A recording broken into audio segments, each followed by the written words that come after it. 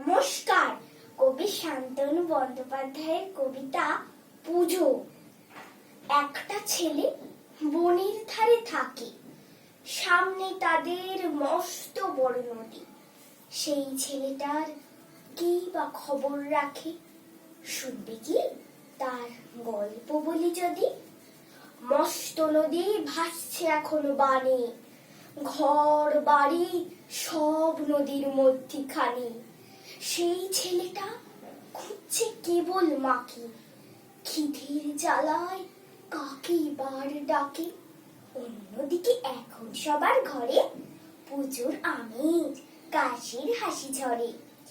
বাজছে কাসর, ঢাকি পড়েছে কাটি, খুশির হাসি হাসছে আকাশ মাটি। সবার গায়ে লাল টুকটুক জামা, সবাই এখন গাইছে সারেগামা। সেই ছেলেটার পেটটা কিন্তু খালি, জামা পড়েছে বুকের কাছটা তালি।